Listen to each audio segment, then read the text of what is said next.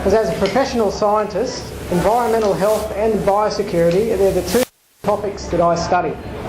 And these are also two critical factors that underpin the productivity and the health of our fisheries and our aquaculture industries in this country.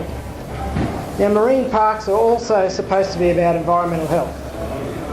Because a healthy ecosystem is resilient, it's filled with healthy animals, and it generally has high biodiversity, and that's what people are interested in. I've become involved in this marine parks debate recently since I was asked to evaluate the science that the federal government used to do justified declaration of the Coral Sea Conservation Zone. But also as a private citizen, I'm greatly concerned about what's happening in my local marine park near where I live here in Moreton Bay. Now, as an aquatic animal health specialist, I work on the actual mechanisms, the nuts and bolts that hold these ecosystems together. But it's apparent to me that there's a disconnect between the reality of the biological processes that are happening in these areas that is threatening biodiversity and fish stocks in places like Moreton Bay, and the area management tools that many lay people, politicians and even some scientists think can actually solve the problems. So there's a disconnect there. To complicate matters further, we've got green groups. They're spreading basically misleading information via media. They're paying for some science that's actually quite questionable, and it's being trotted out to support a view that's fairly extreme and essentially states that everything will be okay as long as you've got marine parks and no fishing closure as big as possible. So that's the general message that we're hearing. Here in Queensland, it's apparent by the actions of the state government, they also genuinely seem to believe that expanding marine parks and fishing closures will actually solve complex environmental problems. So in late 2010, for example, a press release from the Queensland Government's Minister for Climate Change and Sustainability was headlined, "Marine life is thriving in Moreton Bay green zones." Now, that press release described how increased numbers of male mud crabs above the minimum legal size in sanctuary zones in Moreton Bay show that the sanctuaries were working and that we expect these levels will lead to greater numbers of fish and crabs moving outside the green zone. So they're actual quotes from the press release. However, when you look at that science, the reality is that sort of research is only telling you the obvious, and that's that no fishing is occurring in the no fishing zone. That's what that science tells you. In fact, I can tell you right now, we can expect minimal or even zero increase in productivity of mud crabs from the increased sanctuary zone areas in Moreton Bay.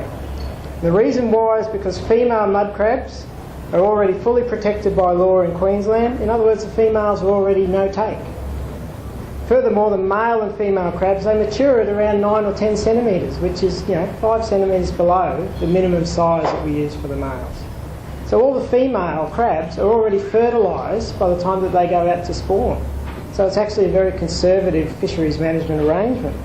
So because of that, it means the sanctuary zones are likely to do nothing to boost the number of mud crab eggs that are produced or improve the survival of the larvae as they get advected back by the currents back into the inshore area.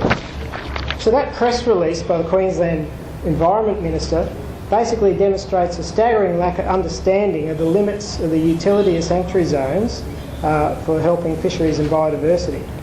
Now, mud crabs only live for 3 or 4 years. Since the existence of any one mud crab in a sanctuary zone is always temporary. So it's not about that, it's about recruitment. It's about movements of the smaller mud crabs back into the nursery areas. Because these animals they're continually being eaten. It's a food chain. It's not Finding Nemo out there. It's a real food chain. So recruitment of mud crabs is the key to their persistence.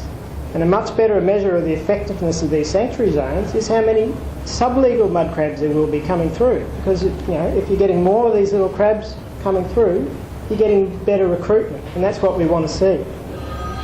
So, because egg and larval survival in mud crab is dictated by the water quality, and the habitat quality and availability will determine the number of those little juvenile mud crabs, getting up there in the mangroves and things like that.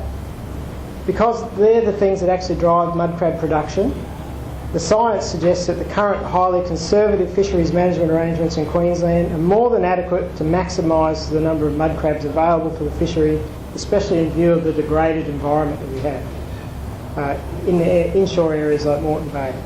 Now, in fact, researchers in Moreton Bay have recorded a widespread collapse of what are called macrobenthic fauna in Moreton Bay. It's a 97.5% reduction in the number of animals that live in the mud and in the sand compared to some of these areas in mining settings. That is a huge loss. We've also seen significant dieback of key habitats such as your seagrasses, your mangroves and your oyster reefs. Now these environmental problems have significantly reduced both the food and the habitat availability for your mud crabs in a manner that's far more likely to have long-term negative impacts on their populations than fishing for the adult crabs above the 15 centimetre minimum size. So these exact same environmental problems also explain why researchers from the University of Queensland found no statistical difference in fish biodiversity between areas that were open and closed to fishing in Moreton Bay.